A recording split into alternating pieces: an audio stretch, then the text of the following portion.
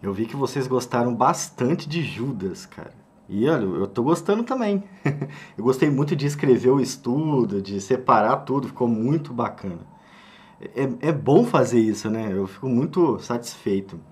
Agora, a gente falou das partes iniciais, né? Nós falamos de 3 pontos.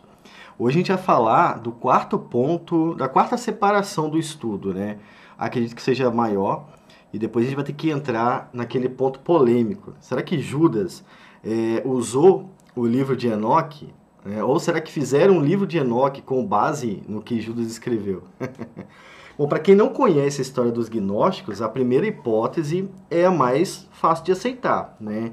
Mas o nosso canal tem pesquisado muito a respeito disso. A gente tem lido muito material gnóstico e conversado sobre o que já existe, né? Por enquanto a gente nem está lendo, não, porque agora eu estou tentando colocar na tela tudo que a gente já descobriu, né? Porque foi muita coisa. Deixa eu pegar meu chinelo aqui. Lembra, Ricardo, o chinelo? Tá aqui. Então agora é hora de colocar os resultados, mas a gente falou muito sobre isso aqui. Eu quero falar também depois sobre Maquiavel. Um pastor Eliton deu essa ideia. Eu tenho um livro muito interessante sobre isso aqui também, e a gente vai fazer alguma coisa com ele. Quase o que a gente fez com o livro do Aleister Crowley, né? Vou ver se eu gero uma série de estudos dele aí. Bom, vamos tirar a tela de espera aqui. Eu acredito que você já tenha curtido. Eu sei que tem gente que assiste pela TV. Irmão, vai no YouTube e curte o vídeo. Eu sei que você assiste pela TV, vai no celular, é 2 minutos, depois você continua vendo na sua tela, tá bom? Ou faz depois que você assistir, não sei, for mais à vontade aí. Mas curta o vídeo, é importante para o canal, tá? Vamos lá então. Essa aqui é a quarta parte, né? E ela tem uma pequena lista, como você está vendo. Deixa eu ler um pouquinho do texto anterior para a gente já passar direto para aquele ali. O texto anterior é o seguinte, ó, diz o seguinte: porque se introduziram alguns que já antes estavam escritos para este mesmo juízo. Então, aqui Judas está falando dos eternos decretos de Deus, tá? É isso que ele está falando aqui. Homens que são ímpios, que convertem em dissolução a graça de Deus e negam a Deus, único dominador e Senhor nosso Jesus Cristo. Esse ponto aqui de converter em dissolução a graça de Deus, ele vai ser tratado na continuação da introdução ao calvinismo, tá? Porque a graça de Deus é a doutrina, uma das doutrinas mais modificadas ao longo da história, tá? Então é isso que eles faziam. Eles introduziam-se nas igrejas e alteravam as doutrinas. Basicamente é o que os gnósticos faziam. Um irmão lá do grupo perguntou assim: Devaí, a história dos gnósticos não é parecida com a história dos pentecostais? Como esse vídeo não vai sair, eu não vou correr o risco de ver os haters falando abobrinha, eu posso responder com mais clareza. Sim, é muito parecido com a história dos pentecostais.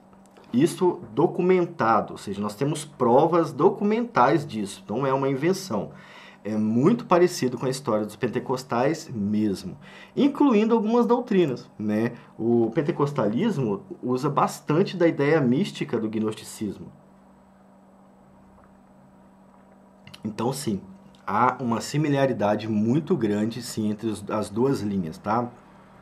Similaridade que coloca o pentecostalismo como uma quase outra religião, tá? Não vou dizer que é uma outra religião, né?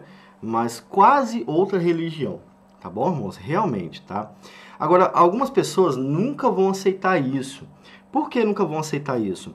Porque elas estão tão presas ao sistema religioso que gostam, que são incapazes de estudar, né? Estudar história, estudar doutrinas, estudar exegese, interpretação. Para essas pessoas, eu não posso fazer nada, né? Não tem como eu modificar a mente delas. Mas é assim que o texto começa de hoje. Porque se introduziram alguns que já antes estavam escritos para este mesmo juízo, homens ímpios, que convertem em dissolução a graça de Deus e negam a Deus, único dominador e Senhor nosso Jesus Cristo. Mas, continua agora já o nosso texto, quero lembrar-vos, como a quem já uma vez soube disso, que, havendo o Senhor salvo um povo, tirando-o da terra do Egito, destruiu depois os que não creram. E aos anjos que não guardaram o seu principado, mas deixaram a sua própria habitação, reservou na escuridão e em prisões eternas até o juízo daquele grande dia. Assim como Sodoma e Gomorra e as cidades circunvizinhas, que, havendo-se entregue à fornicação como aqueles, e ido após outra carne, foram postas, por exemplo, sofrendo pena do fogo eterno. Esse é o quarto ponto. Quarto ponto, para que ele serve? Ele serve para lembrar os irmãos que estavam recebendo esses hereges que Deus não deixava impune a heresia e a invasão gnóstica dentro da igreja, tá? Por isso que ele fala, mas quero lembrar-vos. É algo que todo mundo já sabia, né? Sabe aquelas histórias que você sabe, mas você esquece, né? Como os exemplos, né, que Judas dá. Está dando exemplos do Antigo Testamento. Então, é isso que está fazendo. Mas quero lembrar-vos, como a quem já uma vez soube disso, que, aí vai dar 3 exemplos. Havendo o Senhor salvo um povo, tirando-o da terra do Egito, destruiu depois os que não creram. Eu quero lembrar com você o passo a passo desse evento descrito aqui. O povo de Deus, dentro do Egito, começou a sofrer na mão do novo governador, do novo faraó. E aí esse povo começou a orar a Deus, né? E Deus ouviu essa oração. Mas não é que Deus começou a agir a partir da oração do povo. Deus já tinha preparado Moisés para isso. Moisés estava crescendo, né? Enquanto o povo sofria, Moisés estava crescendo dentro da casa do faraó. O inimigo de faraó era o próprio filho do faraó, nesse caso, filho por adoção. E aí Moisés é usado para libertar o povo do Egito. Só que nesse povo sai muita gente que não era povo de Deus. Assim como está a igreja hoje. A igreja é esse povo que sai do Egito, entende? Eles experimentam as batalhas, eles experimentam a saída, o ensino, mas eles não são povo de Deus, entende? Eles estão misturados ali. Então você vai ter exemplos como, por exemplo, a época que eles desejaram carne no Egito, a época que eles desejaram um ídolo, né, construíram um ídolo. Outro evento foi a época que desejaram os temperos do Egito. Eles tentaram contra Moisés. Cada vez que esses eventos vão acontecendo em Êxodo, de Êxodo até Juízes, Deus vai tirando esse povo que não crê. Então, é isso que Judas está falando. Ó. Depois de ter liberto esse povo, tirando eles da terra do Egito, Deus foi destruindo aqueles que não creram. Tá? Todas as palavras estão certinhas. Destruiu depois os que não creram. E aí você vai chegar até a entrada da Terra Prometida. Na entrada da Terra Prometida, você já não tem pessoas descrentes, né? Eles eram o povo de Deus, aquele povo, mas eles ainda estavam incrédulos, né? Eles criam em Deus, mas a fé deles era pequena, eles duvidaram de Deus. E aí Deus decide que eles não vão entrar na Terra Prometida. Nesse caso, Deus não destrói eles, Deus deixa eles morrer de idade. Então eles voltam para o deserto, morrem de idade e os filhos deles conquistam a terra. Agora, os outros não. Então, no evento do bezerro de ouro, Moisés matou os incrédulos, as pessoas que estavam na direção do bezerro de ouro morreram, os outros não morreram, né? Mas umas pessoas morreram na hora. No evento da carne, Deus manda cordonizes para que eles morressem comendo essa carne, então aquilo foi o castigo de Deus. E no evento do tempero eu não lembro, né, o que aconteceu. E eu vou deixar para vocês. Coloquem aqui no comentário o que aconteceu no evento do tempero. Ou me corrijam se eu tiver misturado, né? Mas é basicamente isso. Então, esse primeiro exemplo é muito importante para entender o que vai acontecer com os falsos profetas. Eles estão no meio do povo, não fazem parte do povo e serão destruídos no final. Tá? Aí eu coloquei o comentário da seguinte forma. Deus destruiu povos que não creram nele. São incrédulos, assim como fez no Egito e em outras passagens do Antigo Testamento. Os judeus estavam perto de experimentar esse mesmo efeito até o ano 90 depois de Cristo. Eles experimentariam tudo isso. Então, nas guerras morreram muitos ímpios que não creram em Jesus, de verdade, né? Morreram pessoas que creram também. Essas pessoas, obviamente, foram os mártires da igreja, né? E até a morte do mártir é diferente dos incrédulos. Mas ainda havia falsos profetas no meio daquele povo. Judas está falando, vai acontecer o mesmo com esses falsos profetas, tá? Depois ele vai citar outro exemplo. E aos anjos que não guardaram o seu principado, mas deixaram a sua própria habitação. Essa é a história de Satanás e dos anjos, né? Descrita também por João, onde os anjos caem por causa da liderança de Satanás, né? Muita gente vai ler o texto de Isaías, Ezequiel também, se não me engano, e vai entender que, de alguma maneira, Satanás se corrompeu no céu, e aí ele foi jogado por terra.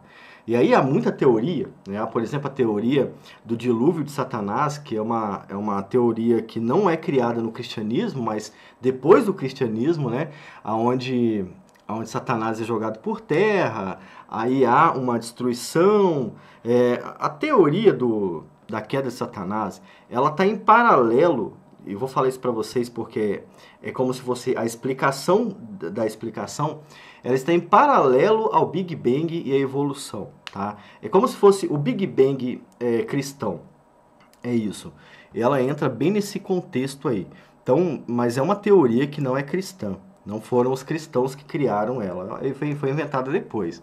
Mas, de fato, o que parece ter acontecido, e que foi descrito até por João, como eu já citei, Jesus fala também, é que os anjos perderam, alguns anjos perderam a sua posição e foram colocados para fora do céu, ou da realidade divina, né? Isso é mais antigo do que parece, porque em Jó você já tem Satanás como essa figura esquisita, né? Que faz o mal, mas no Novo Testamento é mais desenvolvido. Posteriormente, as pessoas inventam histórias sobre isso. Então é isso, ó, os anjos que não guardaram seu principado, eles apontam para o mesmo que aconteceu na igreja. Pessoas que abandonaram a fé, porque na verdade não criam no Evangelho, né? Não era o Espírito Santo agindo nelas, eram elas mesmas, que queriam ter o poder, que queriam ter autoridade, e que em certo momento foram expulsas disso aí. Receberam esse castigo por causa disso, né? E para essas pessoas que agem como Satanás, Deus reservou na escuridão e em prisões eternas, né? Reservou um espacinho para eles lá, até o juízo daquele grande dia, que é o retorno de Jesus. Agora, esse ponto é problemático, né? Tem uma nota aqui, a nota número 1, vamos ver o que ela fala. A nota número 1 do ponto 4. Cadê? É uma nota grande, tá? Uma nota grande, ó. É grande. A gente vai ler só um pedacinho, eu vou explicar para vocês e o texto vai ficar disponível no final do estudo, vocês vão poder ler à vontade, tá? As pessoas acham que esse ponto é retirado do livro de Enoque. A minha posição é que foi o contrário, que tiraram o livro de Enoque desse ponto. Tinha a história e fizeram um livro de Enoque da história, como fizeram com os outros evangelhos apócrifos, tá? Então o que eu fiz? Eu fiz o processo reverso. Eu fui lá e li o texto de Enoque. Eu reli, né? Eu já tinha lido ele. E o texto que vocês têm aí na tela é o texto da fonte editorial, que coloca esses escritos como escritos cristãos. Tá? Na fonte editorial fala que esses escritos são cristãos. Não são. São escritos gnósticos mesmo. E aí eu tenho alguns pontos aqui para você entender como é que esse texto de Enoque é esquisito o suficiente para não ser considerado a parte real da tradição de Enoque. Tá? Ele é tão estranho que é fácil perceber que ele não é o livro de onde Judas tirou esse material, porque Judas não aceitaria essa teologia, ele rejeitaria essa teologia junto com aqueles gnósticos que foram os autores dela posteriormente, né? Eu abri o livro lá nos Gigantes, né? O livro de Enoque, acho que o primeiro livro, capítulo 7, versículo 1 e 2.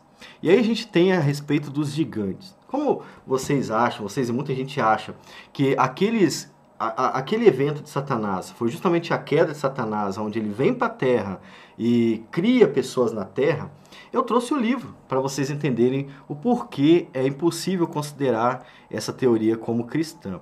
Lá no livro de Enoque diz o seguinte, ó: todos os demais que estavam com eles tomaram mulheres, e cada um escolheu uma para si. Os anjos que caíram fizeram isso, tá? Então começaram a frequentá-las e profaná-las como com elas, né? Aqui então, esse detalhe é importante. Vejam que foram os anjos, no livro de Enoque, foram os anjos que profanaram as mulheres. Então lá no capítulo 6 de Gênesis, não há culpa no homem. Porque, na verdade, o problema não foi com o homem, o problema foi com o anjo. Você não ia culpar o homem de anjos terem atacado e estuprado as mulheres. Não daria nem para culpar as mulheres exatamente, né? Mas é isso que acontece. Só que no texto de Gênesis, a culpa é do homem, né? E não dos anjos. E Deus destrói toda a raça humana. Então, todo o texto é sobre juízo. Acontece o juízo, e aí eles vão falar, os gnósticos vão falar que não, ali foram os anjos que começaram a frequentar as mulheres. Percebam que eles que escolheram elas, né? E eles começaram a frequentá-las e a profaná-las, tá? Esse ponto aqui é importante. Os anjos e não os homens. Isso na teoria gnóstica do livro de Enoque. E eles ensinavam-lhes bruxarias. Então, perceba que o termo bruxaria já aparece no livro de Enoque, né? Exorcismos e feitiços, já aqui no livro de Enoque, e familiarizaram-nas com ervas e raízes. Essa é uma descrição das bruxas Wicca. Você já ouviu falar da bruxa Wicca? As bruxas Wicca, Wiccas ou Wiccanas, elas trabalham com essa ideia de feitiço, de ervas, né, de curas por ervas e tudo mais. O livro de Enoque está falando que foram os anjos que ensinaram isso para elas. Como se isso fosse uma revelação escondida de Deus. Entende? Porque os anjos descem, agora nós vamos revelar isso a vocês. Eles começam a ensinar o quê? O evangelho? Não. Começam a ensinar bruxaria para as mulheres. Isso está no livro de Enoque. Aí tem o ponto 2 aqui, ó. Entre mentes elas engravidaram e deram à luz gigantes de 3.000 côvados. Você nunca tinha visto o tamanho desses gigantes? Os gigantes que saíram das mulheres não eram homens grandes dentro da ideia do livro de Enoque. Você sabe qual o tamanho de um gigante de 3.000 côvados? 1,4 km. Isso dentro da história de Enoque, criada posteriormente. Acredito que seja posteriormente, tá? Então, é muito absurdo para você achar que Judas lia isso aqui e acreditava nisso aqui. É muito óbvio que esse texto é muito posterior, né? Ele fala de bruxaria, exorcismo, feitiços. A gente tem isso aqui no Antigo Testamento, mas em outro tem só feitiço aqui, né? Em um livro, um livro que tem nas Bíblias católicas, mas é bem curto a passagem, né? Você vê aqui com muitos detalhes que, tipo, só vão aparecer na história posteriormente, né? E olha aqui o absurdo, né? Anjos fazendo humanos de 1,4 quilômetros, né? Então, naquele tempo, irmãos, não existia ciência. Então, era fácil falar que a mulher deu à luz a um filho que teve 1,4 m de tamanho, de altura. Não havia o senso crítico, entende? O mesmo que é aplicado à Bíblia não resulta em nada demais, né? O senso crítico aplicado à Bíblia não assusta ninguém. Agora, o senso crítico aplicado a esses textos assusta. Imagina uma pessoa de 1,4 quilômetros. É isso, 3.000 côvados, tá? Esses consumiram, olha o que acontece na história, agora é texto do apócrifo. Estes consumiram todas as provisões de alimentos dos demais homens. E quando as pessoas nada mais tinham para dar-lhes aos gigantes, voltaram-se contra elas e começaram a devorá-las. O que os gigantes fizeram depois disso? Não tem mais comida, quem nós vamos comer? As pessoas. Os gigantes começaram a comer as pessoas. Esta é a história de Enoque. que muita gente tem medo de ler porque sabe que vai mudar de ideia em relação à sua posição. Então, você acha que dentro da escrita judaica havia espaço para isso aqui? Jesus usaria esse texto? O irmão de Jesus usaria esse texto? É por isso que é mais fácil ter acontecido o reverso. Pegaram o ponto de Judas, que não havia tanta explicação, e colocaram a explicação para ele. Aí vão falar, mas esse texto de Enoque é muito mais antigo do que parece. Ora, então por que ele está muito mais novo do que o texto de Judas? Né? Por que ele está tão restaurado, né, mais restaurado do que os textos posteriores? As cartas nem existem mais, mas o texto de Judas existe. Todos os livros, em perfeito estado. Você pode ver, as traduções são completas. E são anteriores à Bíblia Sagrada. Claro que isso é uma tradição. Claro que inventam histórias para a gente acreditar e nos enganam, tá, irmãos? Aí tem uma conclusão aqui, ó. Anjos considerados puros vieram à Terra e tiveram relações sexuais com as mulheres. É isso que o texto está falando. Desse relacionamento nasceram seres de 1,4 quilômetros de altura. Estes comeram os mantimentos dos homens e, quando não tinha mais o que comer, comeram os humanos. Parece infantil demais, mas aí as pessoas acreditam, sabe? Eu acho que a gente passou por um processo de crescimento reverso. O que acontece? Nós deixamos o iluminismo de lado para o cristianismo e começamos a nos tornar crianças, né, que acreditam em histórias. E Paulo disse que isso aconteceria, irmãos. Olha, no futuro vai ter um evangelho que é bem fictício. Eles vão acreditar em fábulas. Isso aqui é uma fábula. Isso é uma fábula, tá?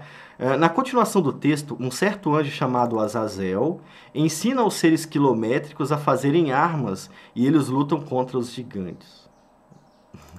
Eu acho que eu errei aqui. Ensinam as pessoas, se não me engano. Mas assim, porque é muito absurdo, mas eu conferi isso aqui. Se estiver errado, me corrijam para me acertar no texto, tá? Ainda assim, tiveram que clamar aos céus. Deixa eu ver aqui, na continuação desse, 7 hoje, amada, ensina os seres... eu acho que está errado isso aqui, depois eu vou confirmar. Mas eu lembro que é absurdo mesmo. A quem ouviu, e quem ouviu no céu da oração foi o anjo Miguel, Uriel, Rafael e Gabriel. Perceberam? Aqui os anjos estão ouvindo a oração do povo. Isso é confirmado, tá? Os anjos estão ouvindo orações das pessoas na terra. A partir daí inicia-se uma guerra celestial contra os gigantes. Tá? Isso aqui está no capítulo 7 de Enoque. Tá bom? Aí depois tem o próximo aqui. O que aconteceu com os anjos? Né?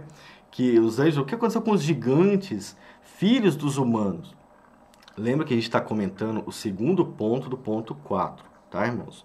O segundo exemplo do ponto 4. Ainda existe uma outra...